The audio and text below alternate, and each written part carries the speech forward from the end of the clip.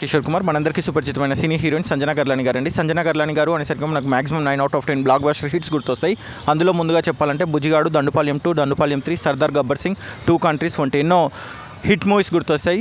Maximum లాంగ్వేజెస్లో hit movies చేసిన heroine అని చెప్పుకోవచ్చు. ఈరోజు సంజనా గర్లాని గారి గురించి చెప్పాలంటే తను ప్రజల శ్రేయస్సు కోసమై తను పోరాటం చేస్తున్నారు. తను ఒక సోషల్ యాక్టివిస్ట్గా, తను ఒక సోషల్ రెస్పాన్సిబిలిటీతో మ్యాక్సిమం 9/10 పీపుల్స్కి కరోనా పాండమిక్ పీరియడ్లో భోజనం పెట్టిన వ్యక్తి అని చెప్పుకోవచ్చు. నిజంగా చెప్పాలంటే తను మ్యాక్సిమం నిరాశ్రయులకు భోజనం సరఫరా చేశారు కరోనా టైంలో. ఇంకో వాస్తవం ఏంటంటే ఈరోజు తను ఒక సోషల్ యాక్టివిస్ట్గా, ఒక సోషల్ రెస్పాన్సిబిలిటీతో ముందుకెళ్తున్నారు. సొసైటీలో ఏ తప్పు జరిగినా తను ముందుండి తను ఒక కామన్ మ్యాన్గా ప్రశ్నిస్తున్నారు. తను ఒక స్టార్ హీరోయిన్ అనే ఇమేజ్ని పక్కన పెట్టుకొని పాన్ ఇండియన్ స్టార్స్ పక్కన నటించిన ఒక స్టార్ ఇమేజ్ని కూడా పక్కన పెట్టుకొని ఒక కామన్ ఉమెన్గా, కామన్ మ్యాన్గా ఫైట్ చేస్తున్నారు. Really hats off to your social services madam. Till today Telugu audience are waiting for your movies అండి.